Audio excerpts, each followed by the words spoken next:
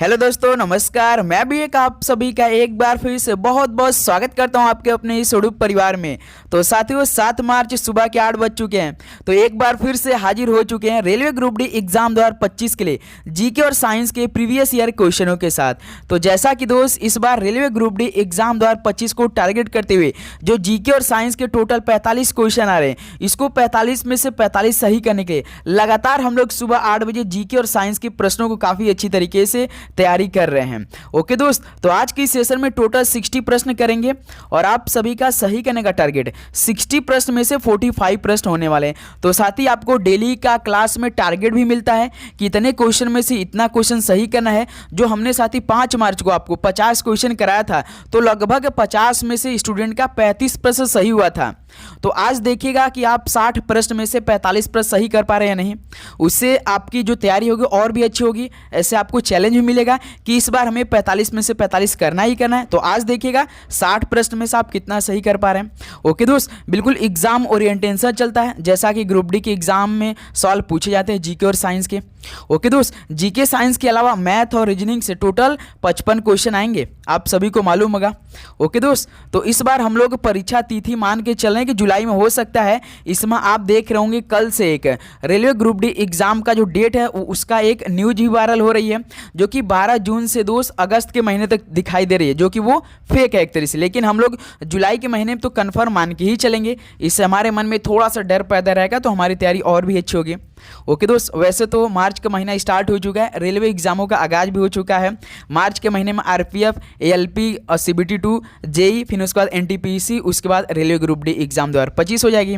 Okay दोस्त, तो चलिए सेशन को स्टार्ट करते हैं। देखते हैं 60 प्रश्न में से आज हम लोग कितना सही करते हैं। और आप भी देखिएगा, तो डेली क्लास सुबह 8 बजे, एक 11:30 AM पे और एक शाम को 6 PM पे, एक शाम को 7 PM पे, ये क्लास की डेली टाइमिंग रहती है। तो देखिए दोस्त, पहला प्रश्न है, सबसे प्रसिद्ध डैश शासक पृथ्वीराज तृतीय थे, जिन्हें 1192 में अफगान शासक सुल्तान मोहम्मद गौरी ने हराया था। तो साथ ही सबसे प्रसिद्ध शासक पृथ्वीराज तृतीय थे, जिन्हें 1192 में अफगान शासक सुल्तान मोहम्मद गौरी ने हराया था।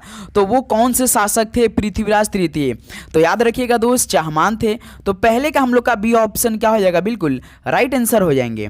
ओके दोस्त, चलिए नेक्स्ट अगला सवाल देखते हैं। क्वेश्चन नंबर 2, निम्नलिखित में से किसकी स्थापना 1864 में मद्रास में की गई थी? तो साथ ही किसकी स्थापना 1864 में मद्रास में की गई थी? आर्य महिला समाज, सिंह सभा समाज, ब्रह्म समाज या वेद समाज का?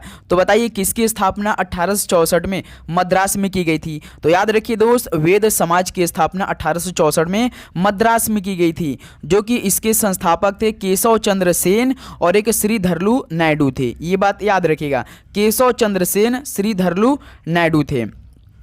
चलिए नेक्स्ट अगला सवाल देखते हैं। क्वेश्चन नंबर 3, निम्नलिखित में से कौन महाद्वीपीय शेल्फ और महासागरीय घाटियों को जोड़ता है? तो इनमें से कौन महाद्वीपीय शेल्फ और महासागरीय घाटियों को जोड़ता है? तो याद रखिएगा, महाद्वीपीय ढलान जोड़ता है। डी ऑप्शन क्या हो जाएंगे, बिल्कुल राइट आंसर हो जाएंगे। तो साथ ही इस सेशन हम लोग टोटल 60 प्रश्न करें, तो आप 1 से लेकर 60 नंबर तक खींच लीजिए और देखिएगा पहला प्रश्न सही हो रहा था ऐसे टिक लगाइए, सही का निशान लगाइए। दूसरा प्रश्न सही हो रहा है तो टिक लगाइए। तीसरा गलत हो रहा है तो क्रॉस लगाइए। इससे आपको एनालिसिस भी होगा और इससे आपको मालूम हो जाएगा कि हमारा कितना प्रश्न सही हुआ। ओके दोस्त, देखिए क्वेश्चन नंबर 4, 1890 के दशक में उत्तर पश्चिम इंडियाना के इंडियाना टिब्बा में पारिस्थितिकी उत्तराधिकारी का अध्ययन किसने किया? तो साथ ही आज की सेशन प्रीवियस ईयर क्वेश्चनों के साथ साथ आपको नया प्रश्न भी मिलेगा। हमने 5 मार्च से आपको बता दिया था कि डेली क्लास में आपको प्रीवियस ईयर के क्वेश्चनों के साथ साथ अलग अलग नए प्रश्न भी देखने को मिलेगा। तो बताइए 1890 के दशक में उत्तर पश्चिमी इंडियाना के इंडियाना टिब्बा में पारिस्थितिकी उत्तराधिकारी का अध्ययन किसने किया था? तो याद रखिए, हेनरी चैंडलर काउल्स ने किया था। बी ऑप्शन क्या हो जाएगा, बिल्कुल राइट आंसर हो जाएंगे। चलिए नेक्स्ट अगला सवाल बताइए। क्वेश्चन नंबर 5, शब्द किक ऑफ निम्नलिखित में से किस खेल से संबंधित है? जो साथी शब्द किक ऑफ है, ये किस खेल से संबंधित है? क्रिकेट, फुटबॉल, बैडमिंटन या हॉकी से? तो याद रखिएगा, फुटबॉल खेल से संबंधित किक ऑफ शब्द है। बी ऑप्शन क्या हो जाएंगे, बिल्कुल राइट आंसर हो जाएंगे। चलिए नेक्स्ट अगला सवाल बताइए। क्वेश्चन नंबर 6, पश्तो भाषा भारत के निम्नलिखित में से किस पड़ोसी देश में बोली जाती है? पश्तो भाषा भारत के किस पड़ोसी देश में बोली जाती है? तो याद रखिएगा अफगानिस्तान और भूटान देश में बोली जाती है पश्तो भाषा। ऑप्शन सी क्या हो जाएंगे, बिल्कुल राइट आंसर हो जाएंगे। चलिए नेक्स्ट अगला सवाल देखते हैं, क्वेश्चन नंबर 7। 1910 में पृथ्वी की आयु का मात्रात्मक अनुमान लगाने के पहले प्रयास में खनिजों के लिए रेडियोधर्मी काल निर्धारण की नव विकसित विधि को किसने लागू किया था? तो 1910 में पृथ्वी की आयु का मात्रात्मक अनुमान लगाने के लिए पहले प्रयास में खनिजों के लिए रेडियोधर्मी काल निर्धारण की नव विकसित विधि को किसने लागू किया था, बताइए। तो याद रखिएगा आर्थर होम्स ने लागू किया था। ऑप्शन सी क्या हो जाएंगे, बिल्कुल राइट आंसर हो जाएंगे। चलिए नेक्स्ट अगला सवाल देखते हैं, क्वेश्चन नंबर 8 क्या दिया है, निम्नलिखित में से किस मगध सम्राट ने अंग को अपने साम्राज्य में मिलाया? तो बताइए दोस्त, किस मगध सम्राट ने अंग को अपने साम्राज्य में मिला लिया था? मोस्ट इंपॉर्टेंट सवाल है दोस्त। तो मगध सम्राट ने अंग को अपने साम्राज्य में मिला लिया तो बिंबिसार था। बी ऑप्शन क्या हो जाएंगे, बिल्कुल करेक्ट आंसर हो जाएंगे। ओके दोस्त, चलिए नेक्स्ट अगला सवाल देखते हैं, क्वेश्चन नंबर 9। सौर मंडल के किस ग्रह को पृथ्वी का जुड़वा ग्रह माना जाता है? तो काफ़ी इजी सवाल है ये, तो सभी बता देंगे। तो सौर मंडल के किस ग्रह को पृथ्वी का जुड़वा ग्रह माना जाता है? बुध, शनि, नेपच्यून, शुक्र। ये भोर का तारा, सांझ का भी तारा, सबसे चमकीला भी तारा, सबसे गर्म भी तारा ग्रह है। तो वो कौन है दोस्त जो कि पृथ्वी का जुड़वा ग्रह माना जाता है? तो शुक्र ग्रह है। डी ऑप्शन क्या हो जाएगा, बिल्कुल राइट आंसर हो जाएंगे। चलिए नेक्स्ट अगला सवाल बताइए, क्वेश्चन नंबर 10 देखिए, प्रथम एशियाई खेलों में भाग लेने वाले देशों की संख्या कितनी थी? तो प्रथम जो साथी एशिया खेल हुआ था वो 1951 में हुआ था। कहाँ पर हुआ था? भारत की राजधानी न्यू दिल्ली में हुआ था दोस्त, याद रखिएगा। तो इसमें दोस्त कितने देशों की संख्या थी बताएंगे आप सभी लोग?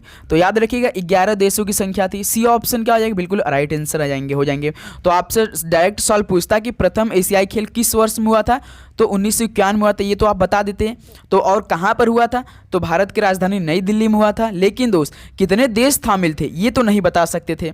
तो याद रखिएगा 11 देश उस समय शामिल थे 1951 में जब प्रथम एशिया खेल हुआ था। ओके, तो सी ऑप्शन बिल्कुल राइट आंसर हो जाएंगे। चलिए नेक्स्ट अगला सवाल बताइए, क्वेश्चन नंबर 11। प्रायद्वीपीय नदियों के समूह को पहचानिए, बताइए। प्रायद्वीपीय नदियों के समूह को पहचानिए आप सभी लोग। तो एक तो देखिए महानदी है, गोदावरी है, कृष्णा है, कावेरी। गोदावरी साथी भारत की जो सबसे बड़ी प्रायद्वीपीय नदियों में से एक होती है। तो यहाँ पे देखिए गोदावरी है, तो महानदी है, गोदावरी है, कृष्णा है, कावेरी, ये प्रायद्वीप नदी के समूह हैं। तो सी ऑप्शन क्या हो जाएंगे, बिल्कुल राइट आंसर हो जाएंगे। चलिए नेक्स्ट अगला सवाल बताइए, क्वेश्चन नंबर 12 देखिए, निम्नलिखित में से एनएसओ द्वारा एकत्रित गरीबी पर आंकड़ों का प्रचार करता है, बताइए। निम्नलिखित में से एनएसओ द्वारा एकत्रित गरीबी पर आंकड़ों का प्रचार करता है, तो कौन करता है दोस्त बताइए। तो याद रखिएगा नीति आयोग करता है। नीति आयोग की स्थापना कब हुई थी? 2015 में। तो नीति आयोग की जगह मतलब कि किसकी जगह स्थान लिया ये? तो योजना आयोग की जगह स्थापना लिया था इसने। इसकी स्थापना कब हुआ था योजना आयोग का? तो 1950 में हुआ था। जैसे 2015 आया तो योजना आयोग की जगह नीति आयोग ने इसकी जगह ले लिया था। चलिए नेक्स्ट अगला सवाल बताइए दोस्त, क्वेश्चन नंबर 13। दूसरी पंचवर्षीय योजना में औद्योगिकरण के किस मॉडल पर आधारित राज्य संचालित उद्यमों को सार्वजनिक क्षेत्र की अवधारणा पेश की गई, बताइए। दूसरी पंचवर्षीय योजना कब से कब तक चला था? तो पहली 1951 से लेकर 56 तक चली थी, 1951 से लेकर 56 तक। दूसरी दोस्त 56 से लेकर 61 के बीच चली थी। तो दूसरी पंचवर्षीय योजना में जो औद्योगिकरण है इसके दोस्त जो रूसी मॉडल पर था आधारित राज्य संचालित उद्यमों को सार्वजनिक क्षेत्र की अवधारणा पेश की गई थी। ऑप्शन ए क्या हो जाएगा, बिल्कुल राइट आंसर हो जाएंगे। चलिए नेक्स्ट अगला सवाल देखते हैं दोस्त, question number 14। Dash silicon dioxide का सामान्य नाम क्या है, बताइए। सिलिकॉन डाइऑक्साइड का सामान्य नाम क्या है? तो याद रखिए क्वार्टज है। ऑप्शन ए क्या हो जाएगा, बिल्कुल राइट आंसर हो जाएंगे। चलिए नेक्स्ट अगला सवाल देखते हैं, क्वेश्चन नंबर 15।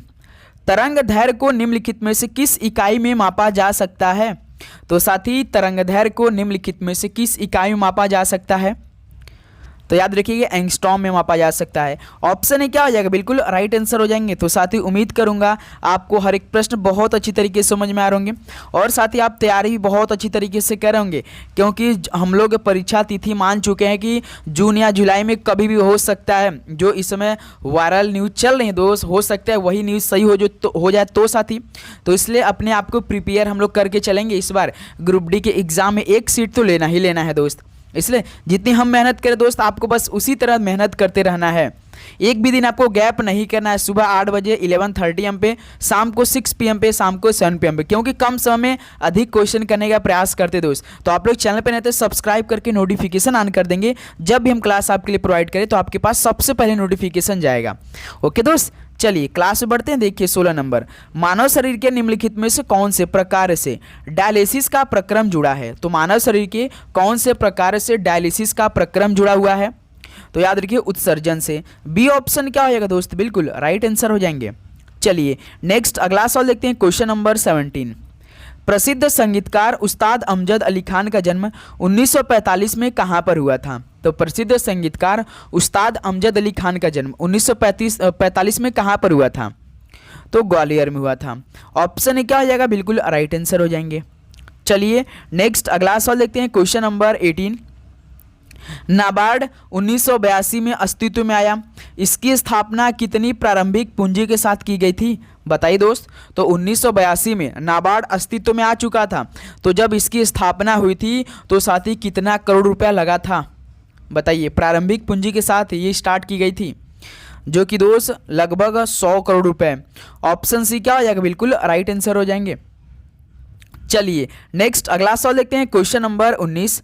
भारत के प्रधानमंत्री का वेतन और भत्ता किसके द्वारा निर्धारित किया जाता है। तो भारत के प्रधानमंत्री का वेतन और भत्ता किसके द्वारा निर्धारित किया जाता है। कैबिनेट सचिवालय या संसद, पीएमओ या भारत के राष्ट्रपति साहब द्वारा। तो याद रखिए दोस्त, संसद द्वारा निर्धारित किया जाता है। बी ऑप्शन क्या हो जाएंगे, बिल्कुल राइट आंसर हो जाएंगे। ओके चलिए नेक्स्ट अगला सवाल देखते हैं, क्वेश्चन नंबर 20। एक बर्तन लंबे समय तक नम हवा के संपर्क में रहता है। यह एक हल्की हरी कोटिंग प्राप्त करता है। बर्तन किससे बना हुआ है, बताइए दोस्त। एक बर्तन लंबे समय तक नम हवा से संपर्क में रहता है, यह एक हल्की हरी कोटिंग प्राप्त करता है। तो बर्तन किससे बना हुआ है, बताइए। तो याद रखिए तांबा से बना हुआ है। ऑप्शन सी क्या हो जाएगा, बिल्कुल राइट आंसर हो जाएंगे, याद रखिएगा। चलिए नेक्स्ट अगला सवाल बताइए, क्वेश्चन नंबर 21। निम्नलिखित में से किसकी कमी से हड्डियां कमजोर होती हैं और दांत खराब हो जाते हैं। तो साथी हमारे घर पे कहते हैं ना, दूध पियो कैल्शियम उससे मिलेगी आपको, हड्डियां आपको मजबूत रहेगी, दूध भी आपका, दांत भी क्या रहेगा, बढ़िया रहेगा, साफ सुथरा रहेगा। तो किसकी कमी से हड्डियां कमजोर होती और दांत खराब हो जाते हैं। तो याद रखिए कैल्शियम। ऑप्शन सी क्या हो जाएगा, बिल्कुल राइट आंसर हो जाएंगे। चलिए नेक्स्ट अगला सवाल देखते हैं, क्वेश्चन नंबर 22। निम्नलिखित में से किसका उपकरण का उपयोग वायु या गैस की आर्द्रता को मापने के लिए किया जाता है। तो किसका उपकरण का उपयोग साथी वायु या गैस की आर्द्रता को मापने के लिए किया जाता है, बताइए। तो याद रखिएगा हाइग्रोमीटर का। ऑप्शन है क्या हो जाएगा, बिल्कुल राइट आंसर हो जाएंगे। चलिए नेक्स्ट अगला सवाल बताइए दोस्त, question number 23। EV Ramaswamy Naicker ने किस आंदोलन की स्थापना की, बताइए। ईवी रामास्वामी नायकर ने किस आंदोलन की स्थापना किया था। तो सर जी आत्मसम्मान आंदोलन। ऑप्शन सी क्या हो जाएगा, बिल्कुल राइट आंसर हो जाएंगे। चलिए दोस्त नेक्स्ट अगला सवाल बताइए, क्वेश्चन नंबर 24 देखिए। उगादी निम्नलिखित में से किस राज्य में मनाया जाता है। तो साथ ही इस बार जीके जीएस से टोटल 20 क्वेश्चन आ रहे हैं। तो आप देखेंगे इसमें सबसे पहले तो 5 से 6 प्रश्न करंट अफेयर के रहेंगे और इसके अलावा दोस्त लगभग 2 से 3 प्रश्न इस बार केवल हिस्ट्री से रहेगा। यानी मान लेते हैं 6 प्रश्न आपका करंट अफेयर, तो 3 प्रश्न आपका ये हिस्ट्री, यानी 9 प्रश्न ये हो गए करंट अफेयर हिस्ट्री, प्लस 11 जो प्रश्न मिलेंगे साथ ही आपको स्टैटिक जीके का सवाल मिलेगा। तो स्टैटिक जीके भी आपको डेली का डेली क्लास में पढ़ते चलना है। हम आपको साथ ही क्लास में सवाल प्रोवाइड जरूर करेंगे। डेली क्लास में आपको स्टैटिक जीके का पोर्शन जो इंपॉर्टेंट टॉपिक है वो पेपर में जो आते हैं वही साथ ही कराते चलेंगे। ओके तो ये बेनिफिट हमारे लिए रहेगा। तो उगादी किस राज्य में मनाया जाता है। तो आंध्र प्रदेश में मनाया जाता है। बी ऑप्शन क्या हो जाएगा, बिल्कुल करेक्ट आंसर हो जाएंगे। चलिए नेक्स्ट अगला सवाल देखते हैं, क्वेश्चन नंबर 25। निम्नलिखित में से किस प्राचीन भारतीय ऋषि ने मीमांसा सूत्र लिखा था। तो किस प्राचीन भारतीय ऋषि ने मीमांसा सूत्र लिखा था। तो जैमिनी ने लिखा था। ऑप्शन सी क्या हो जाएगा, बिल्कुल राइट आंसर हो जाएंगे। चलिए दोस्त नेक्स्ट अगला सवाल देखते हैं, क्वेश्चन नंबर 26।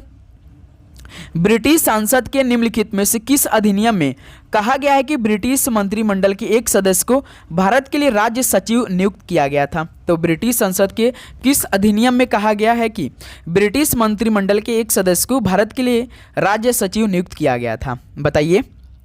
तो याद रखिए दोस्त, भारत सरकार अधिनियम 1858 के तहत इसमें कहा गया था। बी ऑप्शन क्या हो जाएगा, बिल्कुल राइट आंसर हो जाएंगे। चलिए नेक्स्ट अगला सवाल देखते हैं, क्वेश्चन नंबर 27। देश का सबसे बड़ा हॉकी स्टेडियम बिरसा मुंडा अंतर्राष्ट्रीय हॉकी स्टेडियम कहाँ पर स्थित है? तो देश का सबसे बड़ा हॉकी स्टेडियम बिरसा मुंडा अंतर्राष्ट्रीय हॉकी स्टेडियम ये कहाँ पर स्थित है? तो याद रखिए दोस्त, वर्तमान में राउरकेला आपका उड़ीसा राज्य में स्थित है। डी ऑप्शन क्या हो जाएगा, बिल्कुल राइट आंसर हो जाएंगे।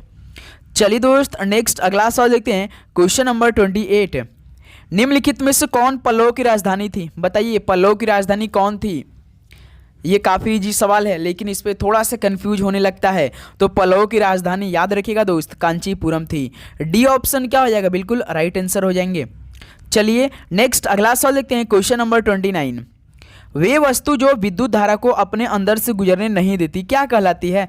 तो साथी वे वस्तु जो विद्युत धारा को अपने अंदर से गुजरने ही नहीं देती हैं तो उसे क्या बोलते हैं?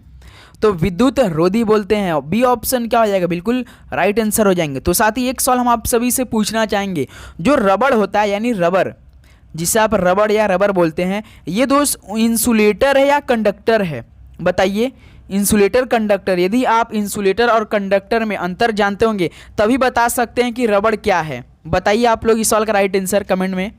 चलिए नेक्स्ट अगला सवाल देखिए, क्वेश्चन नंबर 30। क्योंकि दोस्त ये 2018 के पेपर में सवाल पूछा था, रबड़ क्या है, इंसुलेटर या कंडक्टर है, डायरेक्ट पूछा था। देखिए प्रश्न 30, तब बनते हैं जब कोई अपारदर्शी वस्तु प्रकाश के मार्ग में आती है। बताइए दोस्त, तब बनते हैं जब कोई अपारदर्शी वस्तु प्रकाश के मार्ग में आती है। तो याद रखिए जो छाया तब बनते हैं जब कोई अपारदर्शी जो वस्तु है ना ये प्रकाश के मार्ग में आती है। छाया आप सभी को मालूम होगा। बी ऑप्शन बिल्कुल राइट आंसर हो जाएंगे। चलिए नेक्स्ट अगला सवाल देखते हैं, क्वेश्चन नंबर 31। चुंबकीय फ्लक्स घनत्व की एसआई इकाई क्या होती है? चुंबकीय फ्लक्स घनत्व की एसआई इकाई क्या होती है? तो याद रखिए दोस्त टेस्ला होती है। ऑप्शन सी क्या हो जाएगा, बिल्कुल राइट आंसर हो जाएंगे। चलिए नेक्स्ट अगला सवाल देखिए, क्वेश्चन नंबर 32। जागोई और थाबल चोंगपा किस भारतीय राज्य के प्रसिद्ध नृत्य है? बताइए दोस्त, जागोई और थाबल चोंगपा ये किस भारतीय राज्य के प्रसिद्ध नृत्य हैं? उत्तर प्रदेश, उड़ीसा, मणिपुर या नागालैंड के? तो याद रखिए दोस्त मणिपुर राज्य के हैं। ऑप्शन सी क्या हो जाएगा, बिल्कुल राइट आंसर हो जाएंगे। चलिए नेक्स्ट अगला नंबर देखते हैं दोस्त, क्वेश्चन नंबर 33। भारतीय राष्ट्रीय कांग्रेस की स्थापना तब हुई थी जब दिसंबर 1885 में बॉम्बे में देश भर के कितने प्रतिनिधियों की बैठक हुई थी? तो साथ ही आपको मालूम होगा कि भारतीय राष्ट्रीय कांग्रेस की स्थापना 1885 में बॉम्बे में हुई थी, लेकिन दोस्त देश भर के कितने प्रतिनिधियों की बैठक में हुई थी? तो टोटल दोस्त 72 प्रतिनिधियों की बैठक में हुई थी भारतीय राष्ट्रीय कांग्रेस की स्थापना 1885 में बॉम्बे में। बी ऑप्शन क्या हो जाएगा, बिल्कुल राइट आंसर हो जाएंगे। चलिए नेक्स्ट अगला सवाल देखते हैं दोस्त, क्वेश्चन नंबर 34। हजार दुआरी महल ये कहाँ पर स्थित है? हजार दुआरी महल ये कहाँ पर स्थित है? तो याद रखिए मुर्शिदाबाद में स्थित है। बी ऑप्शन क्या हो जाएगा, बिल्कुल राइट आंसर हो जाएंगे। तो साथ ही लास्ट में आप जरूर बताइएगा कि आज के इस सेशन से आप सभी का कितना स्कोर बना। देखिए 35 नंबर, किस प्रकार के घर्षण को स्वसमायोजन बल माना जाता है? तो किस प्रकार के घर्षण को स्वसमायोजन बल माना जाता है? तो स्थैतिक घर्षण को। डी ऑप्शन क्या हो जाएगा आपका, बिल्कुल राइट आंसर हो जाएंगे। ओके चलिए नेक्स्ट अगला नंबर देखते हैं दोस्त, क्वेश्चन नंबर 36। चूने के पानी में निम्नलिखित में से कौन सा क्षार पाया जाता है? तो चूने के पानी में कौन सा क्षार पाया जाता है? Calcium, potassium, magnesium, ammonium? तो सभी में हाइड्रोक्साइड है ही। बताना आपको दो, Ca या आपका पोटेशियम, मैग्नीशियम या अमोनियम? NH3Mg या दोस्त आपका Ca या आपका K? बताइए कौन सा क्षार में पाया जाता है चूने के पानी में? तो मेरे दोस्त कैल्शियम हाइड्रोक्साइड। ऑप्शन ए क्या हो जाएगा, बिल्कुल राइट आंसर हो जाएंगे। चलिए नेक्स्ट अगला सवाल देखते हैं, क्वेश्चन नंबर 37। फास्ट फूड अक्सर वसा और किससे भरा होता है? तो साथ ही आप तो फास्ट फूड बहुत खाते हैं, तो बताइए अक्सर वसा और उसमें क्या भरा रहता है? तो यहाँ से याद रखिए रिक्त कैलोरी भरा रहता है दोस्त। याद रखिएगा वसा और रिक्त कैलोरी से भरा होता है। ऑप्शन ए क्या हो जाएगा आपका, बिल्कुल राइट आंसर हो जाएंगे। ओके चलिए नेक्स्ट अगला सवाल देखिए दोस्त, क्वेश्चन नंबर 38। निम्नलिखित में से कौन सा गुजरात राज्य का लोक नृत्य है? बताइए गुजरात राज्य का लोक नृत्य कौन इनमें से? तिप्पानी, फाग, ढिमसा या धमाल? तो सर जी तिप्पानी है। ऑप्शन ए क्या हो जाएगा आपका, बिल्कुल राइट आंसर हो जाएंगे। चलिए दोस्त, नेक्स्ट अगला सवाल बताइए, क्वेश्चन नंबर 39 देखिए।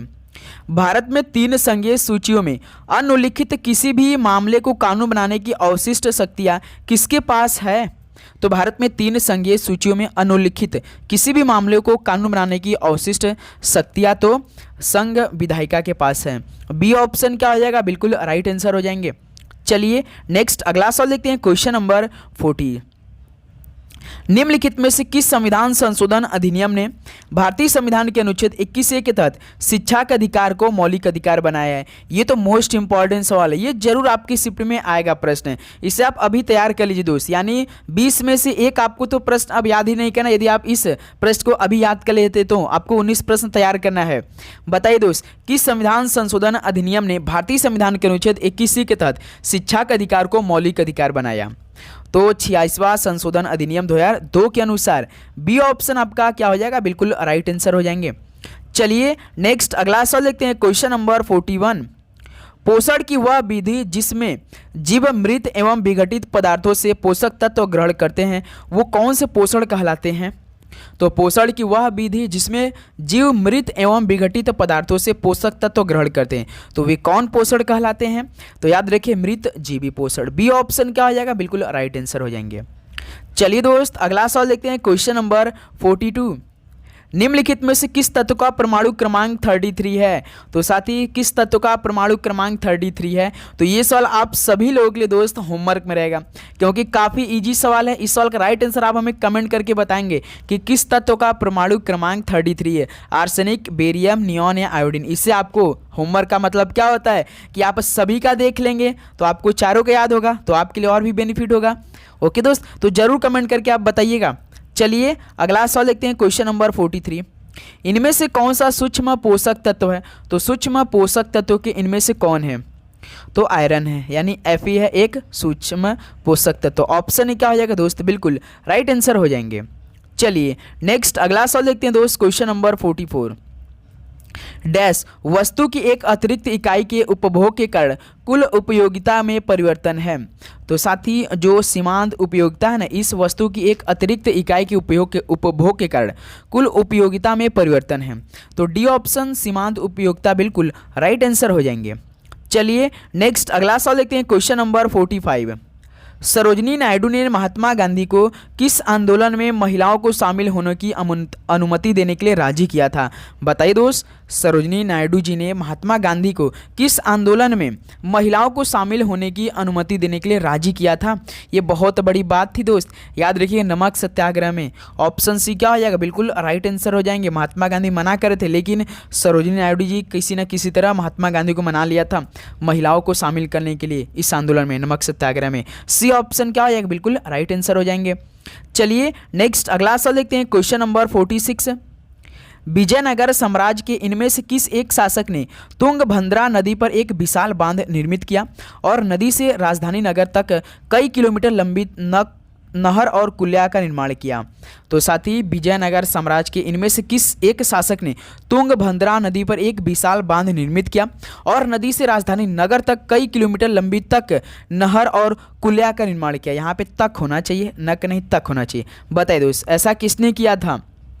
तो देवराय प्रथम ने किया था। ऑप्शन ए क्या हो जाएगा? बिल्कुल राइट आंसर हो जाएंगे। चलिए दोस्त नेक्स्ट अगला सवाल देखते हैं, क्वेश्चन नंबर 47। डैश प्लाज्मा झिल्ली के अंदर द्रव सामग्री। तो साथी प्लाज्मा झिल्ली के अंदर कौन द्रव सामग्री होते हैं? तो कोशिका द्रव होते हैं। डी ऑप्शन क्या हो जाएगा? बिल्कुल करेक्ट आंसर हो जाएंगे। चलिए दोस्त नेक्स्ट अगला सवाल देखते हैं, क्वेश्चन नंबर 48। किस संशोधन के तहत गोवा को पूर्ण राज्य का दर्जा दिया गया था?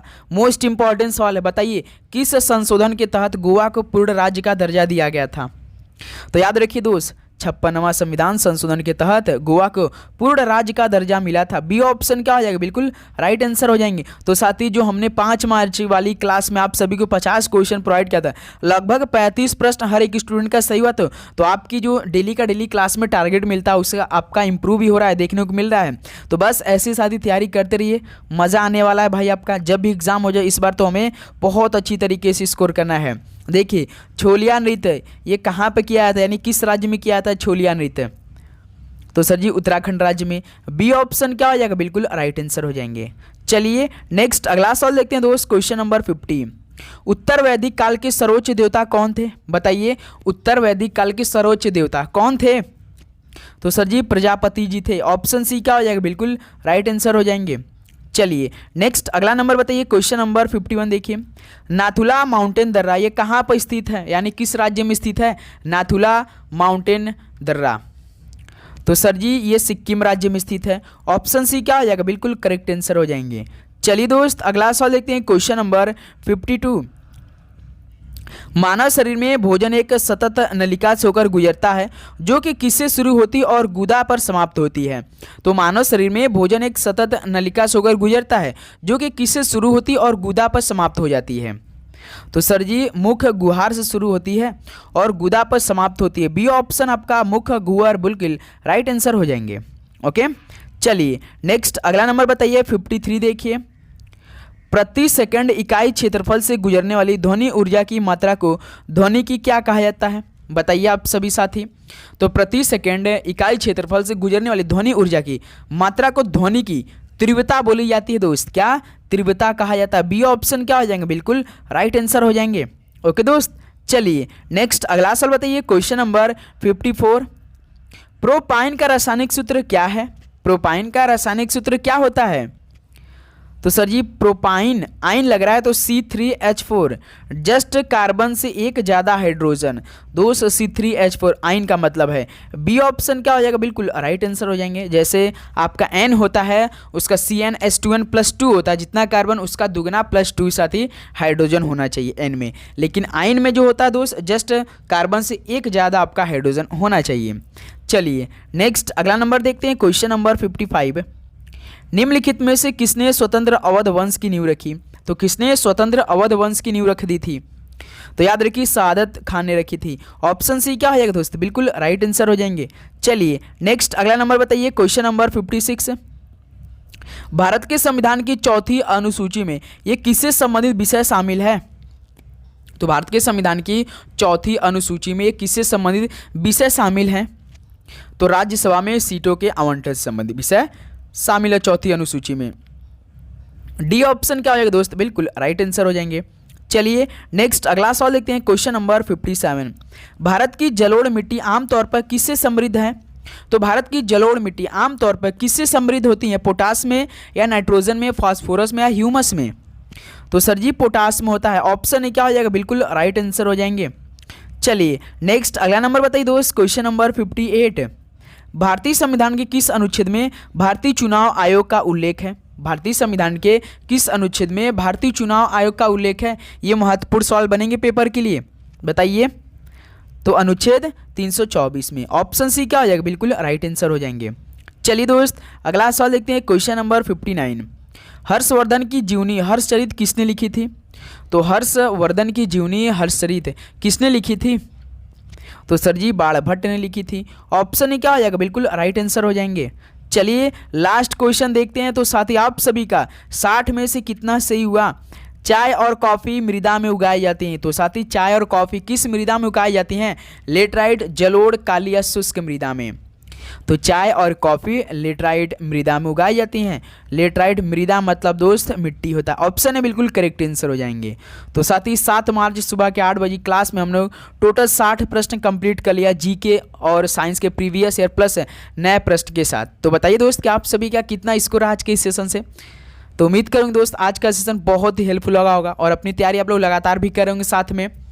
ओके दोस्त, तो कोई भी डाउट है मन में आपके दोस्त तो पूछ सकते हैं एग्ज़ाम डेट को लेकर या किसी भी चीज़ को लेकर। आरआरबी ग्रुप डी एग्ज़ाम 2025 के आपके मन में कुछ भी संशय बन रहा है, आप नहीं जानते हैं, तो साथ ही कमेंट बॉक्स में ज़रूर पूछेंगे। जब क्लास एंड हो जाती है तब साथ ही पूछा कीजिए, और जब भी हम आप सभी से जितने भी होमवर्क पूछते हैं सवाल ना, वो साथ ही लास्ट में आप लोग बताया कीजिए प्लीज़, क्योंकि क्लास में हम देख नहीं पाते हैं, क्योंकि फोकस मेरा सिर्फ पढ़ाई पर ही रहता है। ओके दोस्त, तो आपसे बीच में बात भी नहीं करते हैं।